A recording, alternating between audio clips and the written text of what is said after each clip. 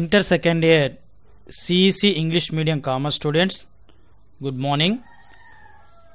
ఈ వీడియోలో అయితే మనము unit 3 accounting for not for profit organisation chapter నుంచి ఎపిసోడ్ 5 అయితే మనం చెప్పుకుందాం. ఇదైతే లాస్ట్ వీడియో అండి ఈ యొక్క యూనిట్లో. సో మనకైతే 5 ఎపిసోడ్స్ అయితే చెప్పడం జరుగుతుంది. 5 ఎపిసోడ్స్ కంప్లీట్ అయితే ఈ 5 ఎపిసోడ్స్ చూస్తే సరిపోతుందండి. మీకైతే కంపల్సరీ యాన్యువల్ ఎగ్జామ్లో 10 మార్క్స్కి వచ్చే ప్రాబ్లం అండి ఇది.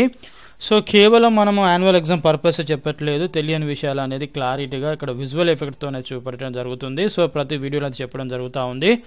ఓకే డియర్ స్టూడెంట్స్, మరి ఇందులోనైతే మనము ఇన్కమ్ అండ్ ఎక్స్పెండిచర్ అకౌంట్ అయితే ఏ విధంగా ప్రిపరేషన్ చేసుకుంటారో నాట్ ఫర్ ఆర్గనైజేషన్ వాళ్ళు అయితే నాట్ ఫర్ ప్రాఫిట్ ఆర్గనైజేషన్ వాళ్ళు ఇన్కమ్ అండ్ ఎక్స్పెండిచర్ అకౌంట్ ఏ విధంగా ప్రిపేర్ చేసుకుంటారో ఈ వీడియోలను అయితే చూపెట్టబోతున్నాను. ఒకసారి అయితే నాట్ ఫర్ ప్రాఫిట్ ఆర్గనైజేషన్స్ యొక్క డిఫరెన్స్ అంటే ప్రాఫిట్ ఆర్గనైజేషన్స్ ఏముంటాయి, నాట్ ఫర్ ప్రాఫిట్ ఆర్గనైజేషన్స్ ఏముంటాయి అనేది ప్రతి వీడియోలో చెప్పడం జరుగుతుంది. ఒకసారి అయితే 30 సెకండ్స్లో అయితే ఎక్స్ప్లెయిన్ చేస్తానండి.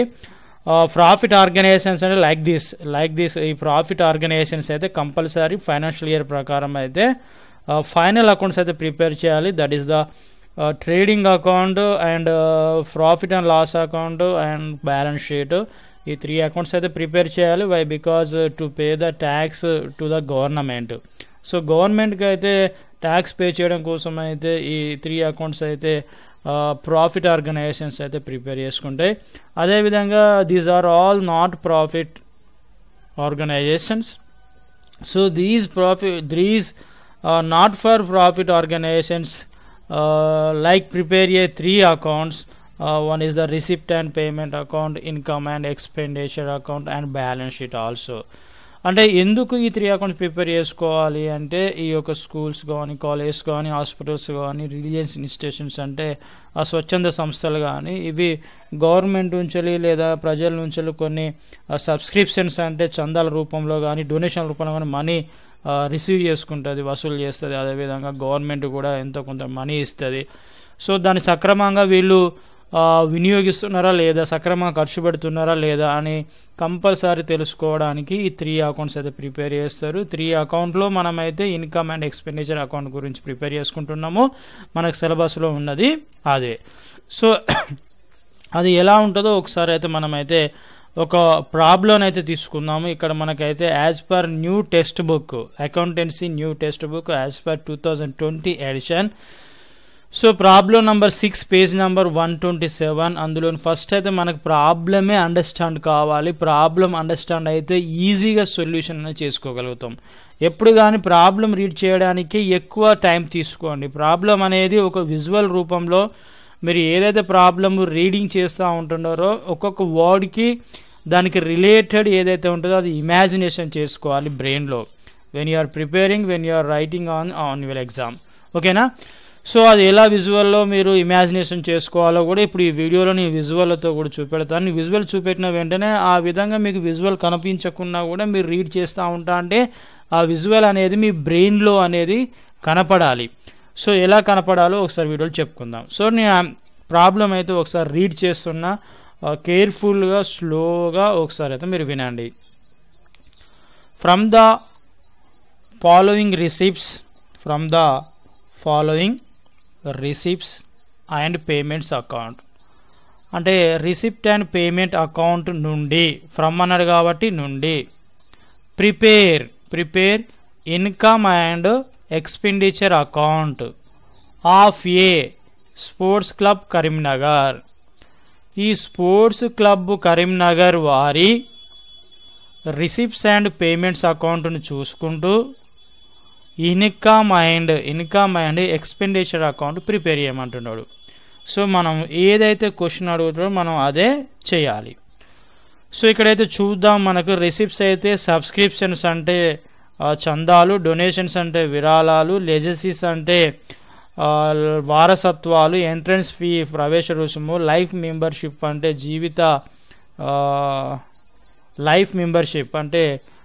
జీవిత రుసుము, స్పోర్ట్స్ ఇన్కమ్, సన్రీస్ అంటే వివిధాలు ఏవైనా కావచ్చు. So sale of old news paper.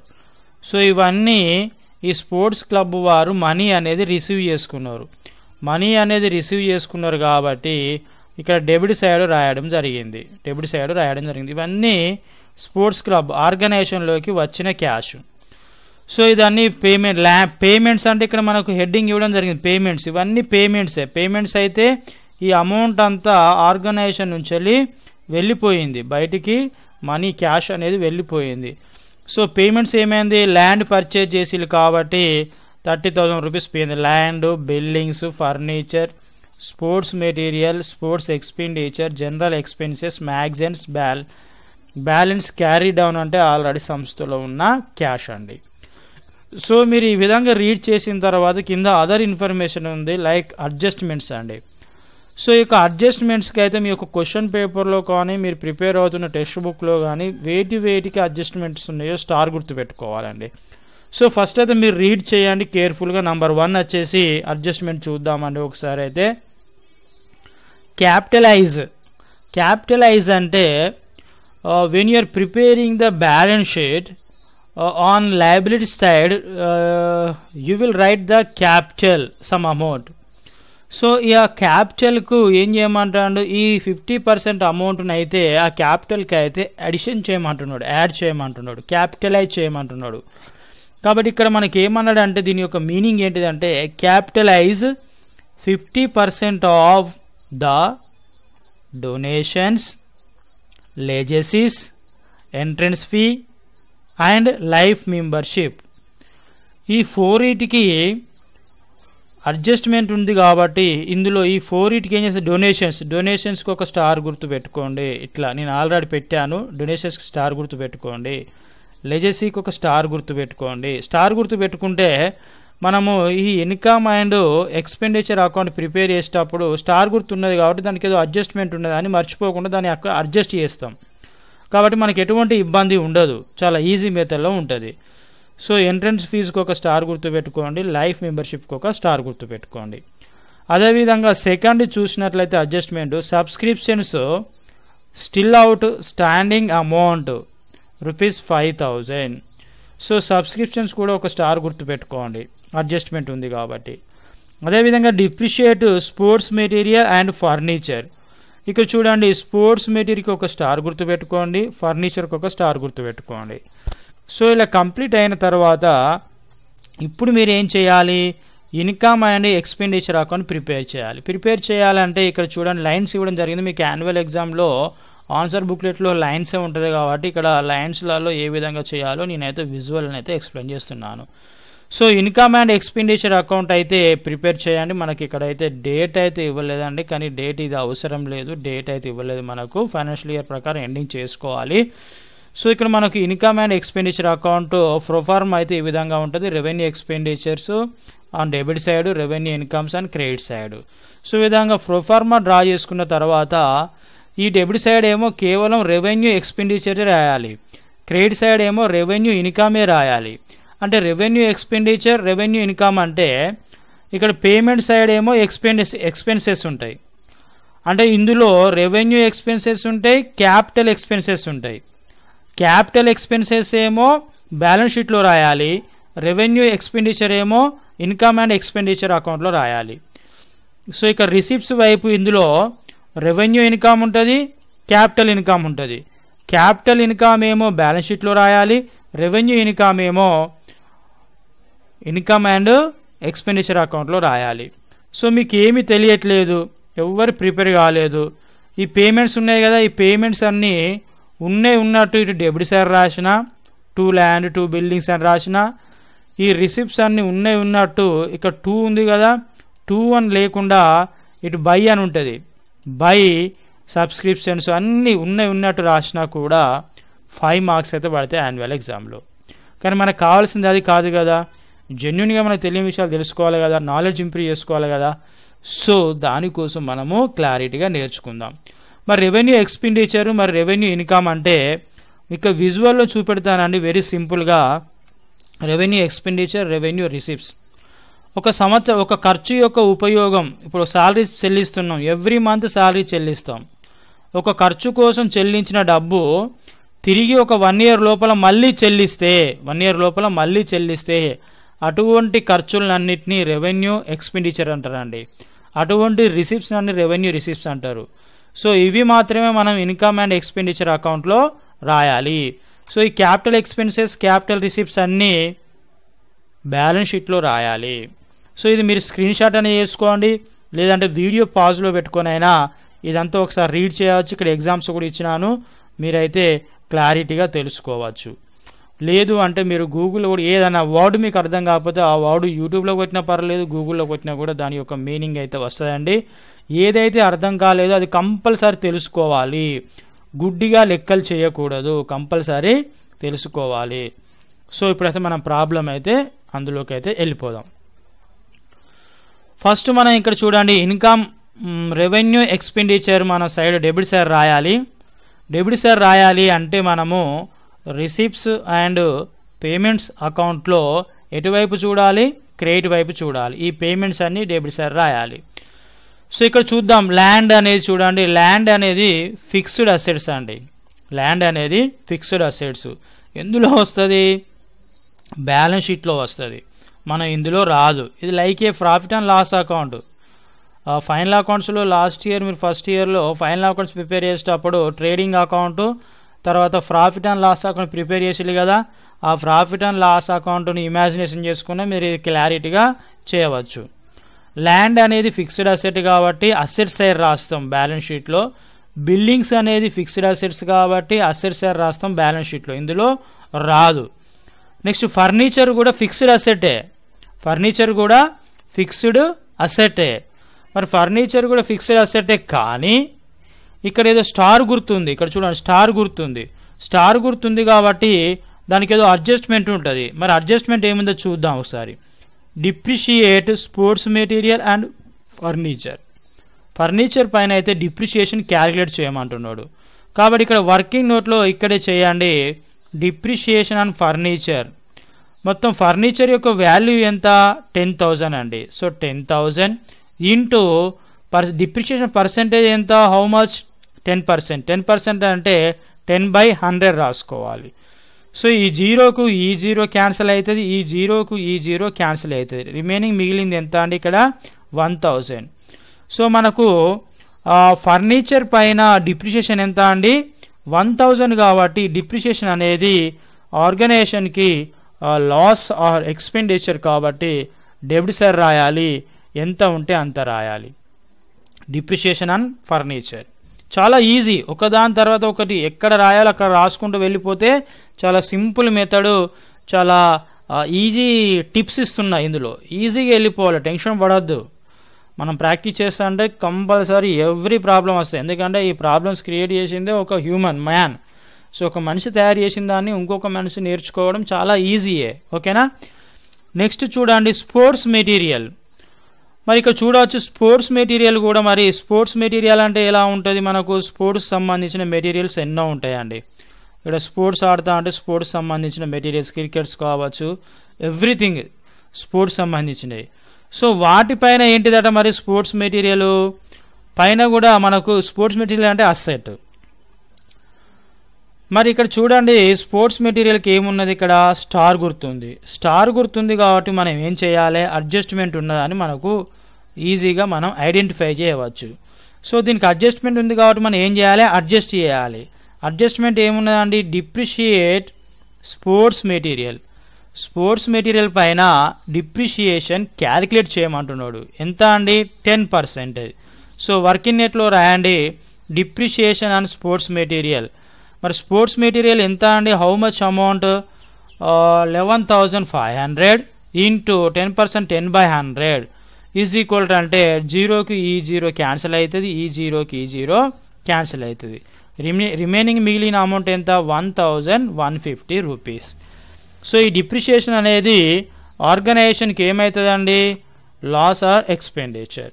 So ఇక్కడ చూడండి డిప్రిషియేషన్ అండ్ స్పోర్ట్స్ మెటీరియల్ 1,150 అలా రాయండి. నెక్స్ట్ చూడండి స్పోర్ట్స్ ఎక్స్పెండిచర్. మరి ఆర్గనైజేషన్ అనేది ఇక్కడ ఏం ఆర్గనైజేషన్, ఇక్కడ ఈ ఆర్గనైజేషన్ ఏంటిది, స్పోర్ట్స్ క్లబ్బే.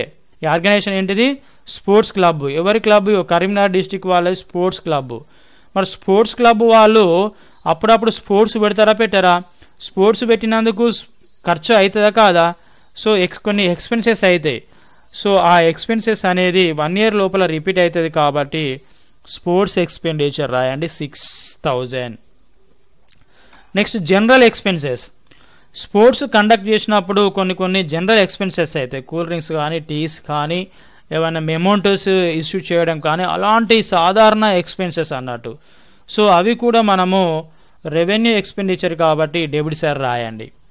నెక్స్ట్ మ్యాగజైన్స్ అంటే ఇక్కడ చూడండి, పేమెంట్స్ అంటే మనం పర్చేజ్ చేస్తేనే క్యాష్ అనేది పేమెంట్ చేస్తాం, మ్యాగజైన్స్ అనేది పేమెంట్ చేస్తున్నాం. మరి ఇక్కడ చూడండి, స్పోర్ట్స్ క్లబ్లు వాళ్ళకి న్యూస్ పేపర్ వేసుకోవాలి, అప్పుడప్పుడు న్యూస్ చూడాలి అంటే. మరి మ్యాగజైన్స్ అంటే ఇక్కడ చూడండి, మీకు విజువల్లో చూపెడుతున్నాను, ఎక్కడైనా బస్ స్టాండ్లో కానీ బుక్ స్టాల్లో కానీ మీకు మ్యాగజైన్స్ కనబడతా ఉంటాయి.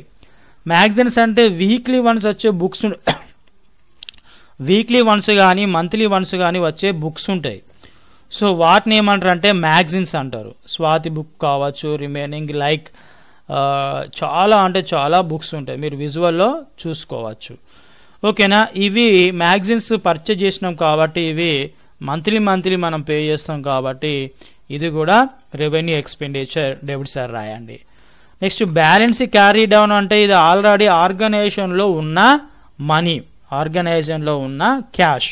సో మనకి ఇందులో క్యాష్ అనేది రాదు, క్యాష్ అనేది అసెట్ కాబట్టి బ్యాలెన్స్ షీట్లో తీసుకుంటాము. Leave it. సో ఇక్కడ చూడండి, పేమెంట్స్ వైపు అన్నీ రాసినాం, ఇందులో ఏమేమి వస్తాయో అన్నీ రాసినాం, వెరీ సింపుల్. నెక్స్ట్ మీరు చేయాల్సింది ఎంత, ఈ రిసిప్ట్స్ అన్నీ ఇందులో ఉన్న రెవెన్యూ ఇన్కమ్లన్నీ ఇటు క్రెడిట్ సైడ్ రాయాలి. సో అదేంటో చూద్దాం.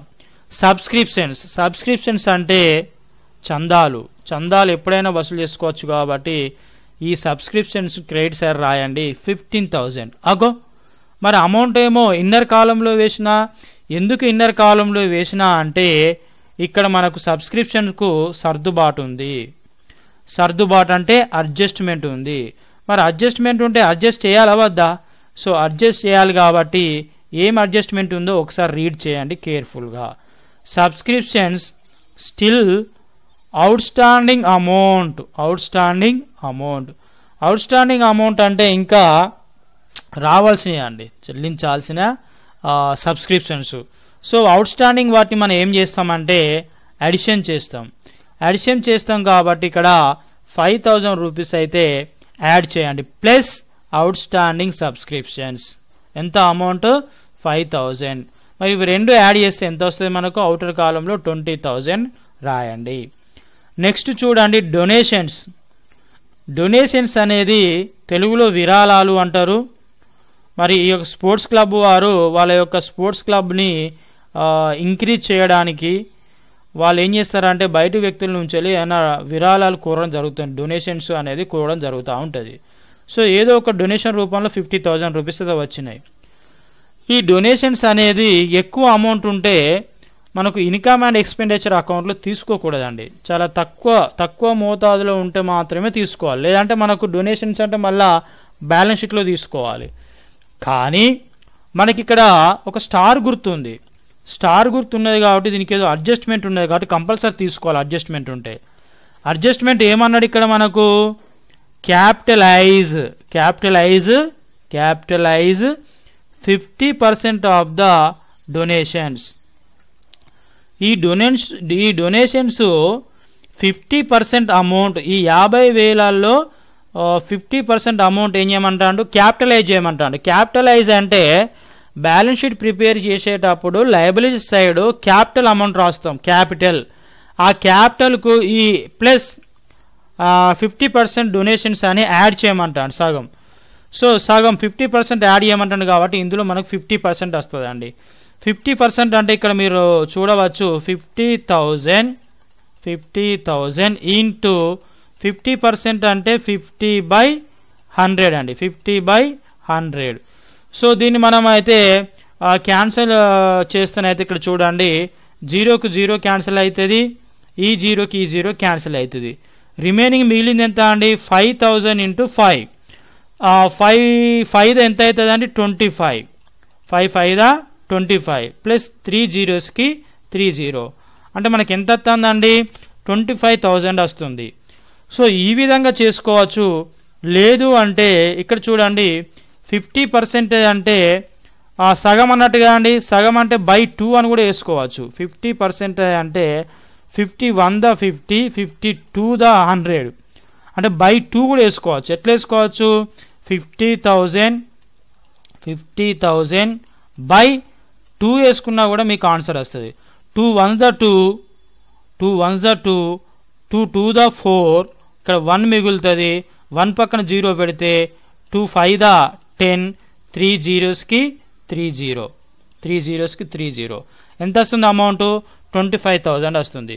50% అన్నప్పుడల్లా బై 2 వేసుకోండి, మీకు ఈజీ మెథడ్లో క్యాలిక్యులేట్ చేసుకోవచ్చు. సో డొనేషన్స్ అయితే మనకి ఇక్కడ 50% మాత్రమే తీసుకోమన్నాడు. 50,000 బై 2 వేసిన 25,000 అండి. 50,000 సగం అంటే ఎంత అవుతుంది అండి? 25,000 అండి. నెక్స్ట్ లెజసీస్ కూడా మరి స్టార్ గుర్తుంది. ఫస్ట్ లెజసీస్ అంటే మనకు మీనింగ్ తెలవాలి. లెజసీస్ అంటే ఏం లేదండి, వారసత్వం. తండ్రులు సంపాదించిన ఆస్తి కొడుకులకు, తాతలు సంపాదించిన ఆస్తి మనవళ్లకు, కొడుకులకు, ఇలా వారసత్వంగా ఆస్తి వస్తూనే ఉంటుంది కదండి.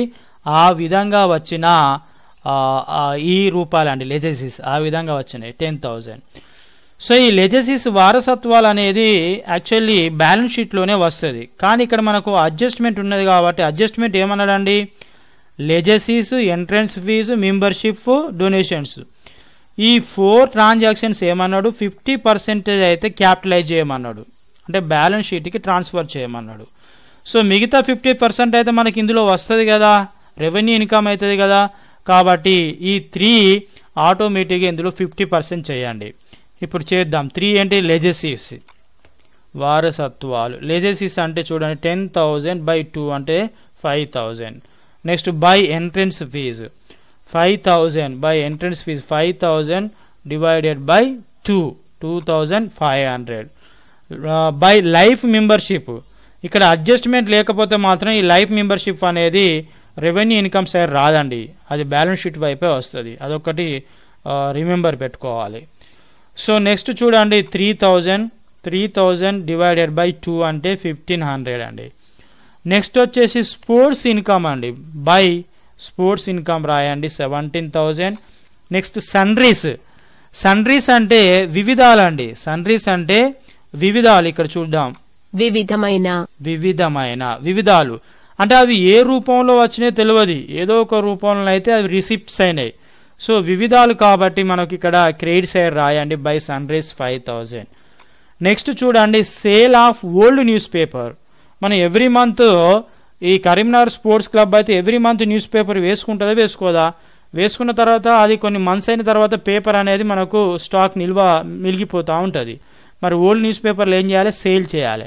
సేల్ చేస్తే వాళ్ళకి ఎంత వచ్చిందట అమౌంట్? జస్ట్ 500 రూపీస్ వచ్చిందట. సో వచ్చింది కాబట్టి అది మనకు రెవెన్యూ ఇన్కమ్ అవుతుంది. Sale of old news paper 500 rupees. ఓకేనా అండి? సో ఇక్కడి వరకు ఇక్కడ సింపుల్గా చూడండి, క్రెడిట్ సైడ్ రాసేటి ఇక్కడ డెబిట్ సైడ్ రాసినాము.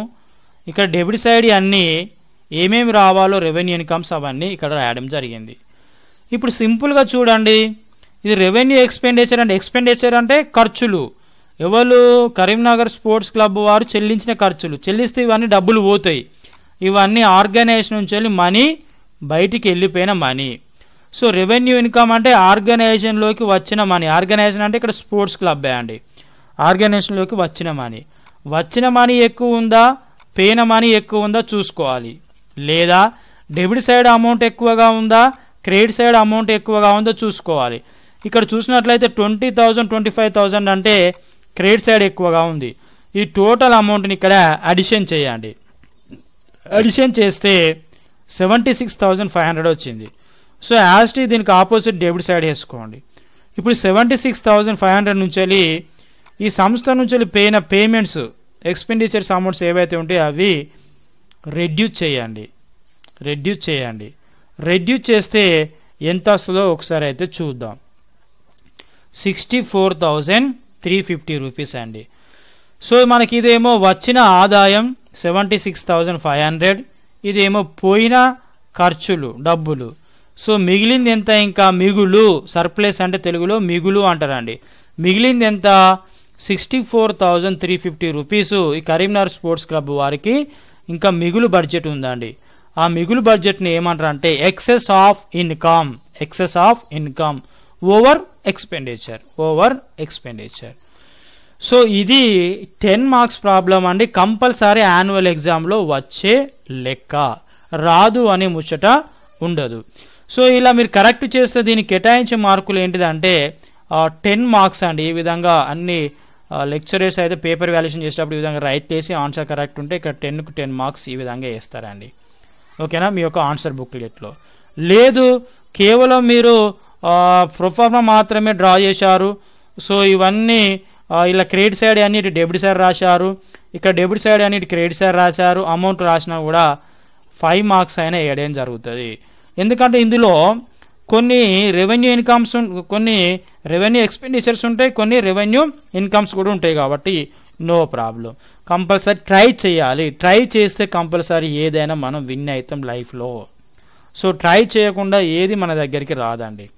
ఓకేనా, సో ఇది 10 మార్క్స్ ప్రాబ్లం. సో ఒకసారి అయితే మనము చూద్దాం. మనకైతే ఇదైతే టెక్స్ట్ బుక్ అండి. ఒకసారి అయితే మనకు ఇది నేర్చుకుంటున్నాం. యూనిట్ 3 కంప్లీట్ అయిపోయిందండి. మనకున్న సిలబస్ ప్రకారం ఇదైతే మన టెక్స్ట్ బుక్లో 85 పేజ్ నెంబర్ అండి. ఇదైతే క్వశ్చన్ పేపర్ అండి.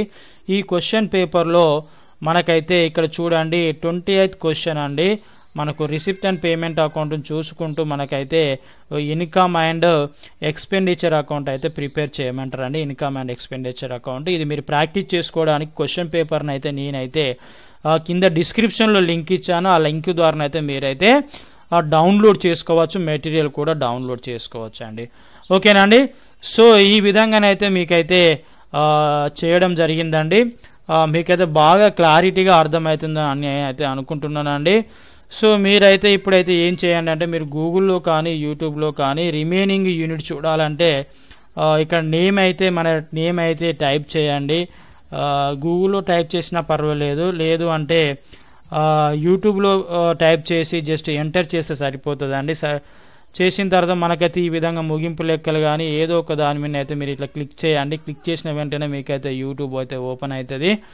ఓపెన్ అయిన తర్వాతనైతే మనకి ఇక్కడ ఈ విధంగానైతే మనకు వీడియోస్ అయినా ఏదైనా ఒకటి మనకైతే ఓపెన్ కావడం జరుగుతూ ఉంటుందండి. సో ఇక్కడ చూడండి, ఇక్కడ మీరు ఏం చేయాలంటే ఇక్కడ ఈ ఛానల్ పైన మీరు క్లిక్ చేయాలండి. ఛానల్ చింతల శైలేందర్ నేమ్ పైన క్లిక్ చేస్తే మనకి ఈ విధంగా ఓపెన్ అవుతుంది. ఇక్కడైతే ప్లేలిస్ట్ ఉంటుందండి. ప్లేలిస్ట్లోకి వెళ్ళిపోయిందంటే మీరు ఫైండ్ అవుట్ చేయడం చాలా ఈజీ అండి. ప్లేలిస్ట్లోకి వెళ్ళిపోయిన తర్వాత ఇక్కడ చూడండి సెకండ్ అకౌంటెన్సీ ఇంగ్లీష్ మీడియం ఉంది. ఇక్కడ వ్యూ ఫుల్ ప్లేలిస్ట్ కాడ మీరు క్లిక్ చేసిన వెంటనే ఇక్కడ చూడండి యూనిట్ వైజ్ ఉంటుందండి. ఇక్కడ చూడండి unit wise episode 2, episode 3, episode 4, episode 5, episode 6, 7, unit 1. Unit 1 అయిపోయిన తర్వాత యూనిట్ 2లో మళ్ళీ episode 1, episode 2, episode 3, episode 4, episode 5, episode 6. Next unit 3 ఇక్కడ చూడండి యూనిట్ 3 వచ్చేసి accounting for not for profit organizations. Episode 2, 3, 4 ఇప్పుడు అప్లోడ్ చేసే వీడియో కూడా 5 వస్తాయండి. ఈ విధంగా క్లారిటీగా మీరు చూసుకోవచ్చు. అదేవిధంగా తెలుగు మీడియం వాళ్ళు ఉంటే ఇక్కడ చూడండి second accountancy Telugu medium. So ఇక్కడ యూనిట్ వైజ్ చూసుకోవచ్చు అండి. యూనిట్ వైజ్ ఒక వీడియో తర్వాత ఇంకో వీడియో ఏం చూడాలి అనేది ఇక్కడ చూడండి. భాగస్తుని ప్రవేశం యూనిట్ 4 ఇక్కడ చూడండి. యూనిట్ 3 కన్సైన్మెంట్ ఖాతాలు యూనిట్ 2. సో వీటిని కూడా ఎపిసోడ్ వైజ్ కూడా నేను ఆల్రెడీ థంబ్నెయిల్స్ కూడా మారుస్తాను, చాలా క్లారిటీగా చూసుకోవచ్చు అండి. So next first year accountants Telugu medium వాళ్ళది, ఇంగ్లీష్ మీడియం వాళ్ళది కూడా ప్రిపేర్ చేస్తాను. ఇది సెకండ్ ఇయర్ అయిపోయిన ఫస్ట్ ఇయర్. సో ఇక్కడ యూనిట్ వైజ్ చూసుకోవచ్చు అండి. ఇగో ఫైనల్ అకౌంట్స్ ముగింపు లెక్కలు మీకు ఏదైతే ఉంటుందో ఆ సిలబస్ ఉన్న సరిపోతుంది. ఇక్కడ చూడండి మీకు ఆన్సర్ బుక్ యాన్యువల్ ఎగ్జామ్లో ఏ విధంగా ప్రిపేర్ కావాలి, ఏ విధంగా రాయాలి, దేనికి ఎన్ని మార్క్స్ కేటాయిస్తారు, కీ పేపర్ ప్రకారం ఏ విధంగా ఉంటుందో కూడా లైవ్గా చెప్పాను, లైవ్గా విజువల్తో పాటు ఎక్స్ప్లెయిన్ చేశాను. ఓకేనండి. సో ఇప్పటి వరకు అయితే మన వీడియోలో ఏమైనా డౌట్స్ ఉన్నా, మీ యొక్క సబ్జెక్ట్లో డౌట్స్ ఉన్నా కామెంట్ బాక్స్లో కామెంట్ అయితే తప్పకుండా చేయండి. సో మీ ఫ్రెండ్స్కి అయితే షేర్ చేయండి. మీరు ఒకవేళ మనము లెక్క అప్లోడ్ చేసిన వెంటనే మీ యొక్క మొబైల్లో కానీ ల్యాప్టాప్లో కానీ చూడాలంటే ఇక్కడ సబ్స్క్రైబ్ ఇన్ అయితే క్లిక్ చేయండి. థ్యాంక్స్ ఎలాట్, ధన్యవాదాలు.